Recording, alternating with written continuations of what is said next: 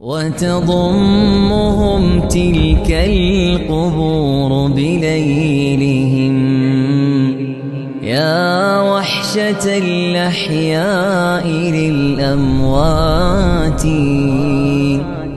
مكسورة منا العيون لفقادهم صبرا سننسى الفقاد في الجنات صبرا سننسى الفقاد في الجنات إن الحمد لله والصلاة والسلام على رسول الله أما بعد কখনো চিন্তা করেছেন কবরে আপনার সঙ্গে কি ঘটবে?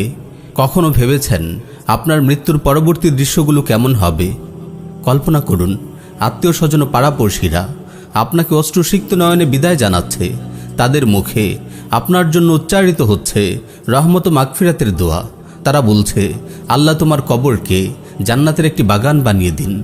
অবশেষে আপনাকে একা ফেলে সবাই চলে যায় যার যার পথে। আপনি একা শুয়ে আছেন। এমন সময় দুজন ফেরেশতার আবির্ভাব হয়। তারা আপনার পাশে এসে বসেন, শুরু করেন প্রশ্নোত্তর পর্ব। সুনান আবি দাউদ ও মুসনাদ আহমদে বর্ণিত একটি সহিহ হাদিস এসেছে, ফেরেশতারা এসে আপনাকে বসাবেন, আপনাকে প্রশ্ন করবেন, মান রব্বুক, তোমার রব কে? আপনি যদি মুমিন হন আপনি উত্তর দেবেন, রব্বি আল্লাহ, আমার রব আল্লাহ। তারা আবার জিজ্ঞেস করবেন, মা দীনুক, তোমার দিন কি? আপনি উত্তর দেবেন, দীনি আল ইসলাম, আমার দিন ইসলাম। তারপর ফেরেশতারা আবার জিজ্ঞেস করবেন, মা হাযার রাজুলুল্লাযী বুইসা ফীকুম, তোমাদের কাছে প্রেরিত লোকটিকে? আপনি উত্তর দেবেন, হুয়া রাসূলুল্লাহ সাল্লাল্লাহু আলাইহি ওয়াসাল্লাম, তিনি রাসূলুল্লাহ সাল্লাল্লাহু আলাইহি ওয়াসাল্লাম। এমন সময় আসমান থেকে একজন ঘোষক হাঁক দেবেন, সাদাকা আবদি ফাআফরিশুহু মিনাল জান্নাহ ওয়া আলবিসুহু মিনাল জান্নাহ ওয়াফতাহু লাহু বাবান ইলাল জান্নাহ, আমার বান্দা সত্য বলেছে, তোমরা তার জন্য জান্নাতের বিছানা বিছিয়ে দাও, তাকে জান্নাতের পোশাক পরিয়ে দাও, তার জন্য জান্নাতের দিকে একটি দরজা খুলে দাও। এই দরজা খুলে দেওয়ার পর আপনার কবর জান্নাতের সুঘ্রাণে ভরে যাবে। আপনি শুয়ে শুয়ে জান্নাতের সুমধুর দৃশ্য প্রাণ ভরে অবলোকন করতে থাকবেন। তারপর আপনার সংকীর্ণ কবরকে দৃষ্টিসীমা পর্যন্ত বিস্তৃত করে দেয়া হবে। তারপর আপনি নিয়ামত রহমতের একটি সুন্দর উপলব্ধির ভেতর দিয়ে যাবেন। সহসা জাহান্নামের দিক থেকে একটি দরজা খুলে যাবে। আযাবের লোমহর্ষক দৃশ্যে আপনি ভয়ে শিউরে উঠবেন। আপনাকে বলা হবে, উনজুর ইলা মাকআদিকা মিনান নার আবদালাকাল্লাহু বিহি মাকআদাম মিনাল জান্নাহ, এই দেখুন এটি ছিল জাহান্নামে আপনার স্থান, কিন্তু আল্লাহ তাআলা এর বদলে আপনাকে জান্নাতের একটি স্থান দান করেছেন।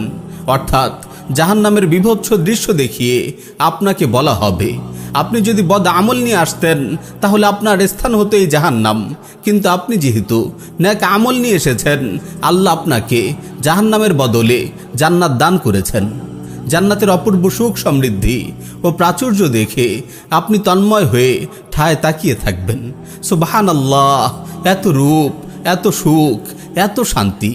চোখের পলকেই কবরের সংকীর্ণ অন্ধকার প্রকোষ্ঠ জান্নাতের একটি সুদৃশ্য বাগানে পরিণত হবে। কবরের এই বাগানে শুয়ে শুয়ে আপনি জান্নাতের দৃশ্য অবলোকন করবেন আর দ্রুত কিয়ামত চলে আসার তামান্না করতে থাকবেন, যাতে এই কবরের জগৎ পেরিয়ে পরম সুখের ঠিকানা জান্নাতে পাড়ি জমানো যায়। প্রিয় ভাই ও বোন, এই তো গেল মুমিনের অবস্থা। দুর্ভাগ্যবশত মৃত ব্যক্তিটি যদি কাফির হয় তাহলে তার কি অবস্থা হবে? চলুন হাদিসের আলোকে জানা যাক। সুনান আবি দাউদে বর্ণিত উল্লেখিত হাদিসটিতে আরও এসেছে, রাসূল সাল্লাল্লাহু আলাইহি ওয়াসাল্লাম ইরশাদ করেন, মৃত ব্যক্তিটি যদি কাফির হয় তাহলে ফেরেশতারা তাকে বসায় এবং উল্লেখিত প্রশ্নগুলো করে। প্রতিটি প্রশ্নের উত্তরে সে কেবল বলে, হা হা লা আদ্রি, হায় হায়, আমি কিছুই জানি না।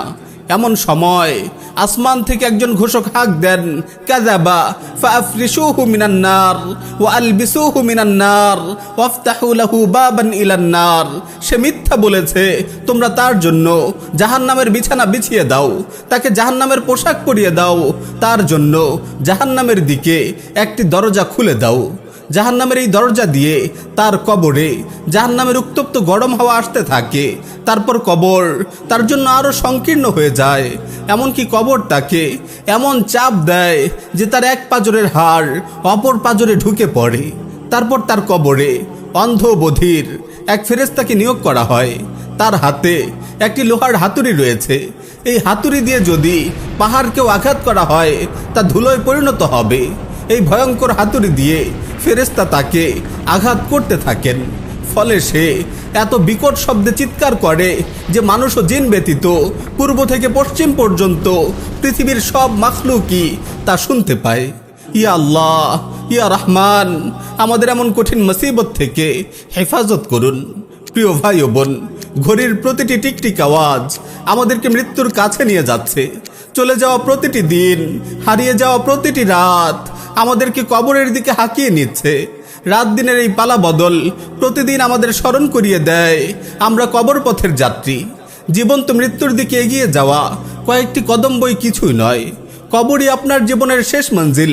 কখনো ভেবে দেখেছেন কেমন হবে আপনার কবর? আপনার সঙ্গে কবরে কি ঘটবে? প্রিয় ভাই, আজও হয়তো কিছু সময় আছে আপনার হাতে। এখনো হয়তো আপনার সুযোগ আছে তাওবা করার। এখনো হয়তো সুযোগ আছে ঘুরে দাঁড়াবার, শেষ রাতের নির্জন প্রহরে ফুপিয়ে কাদার। এখনো হয়তো সময় আছে অনুতাপের অশ্রুতে গুনাহের জঞ্জালগুলো সাফ করার।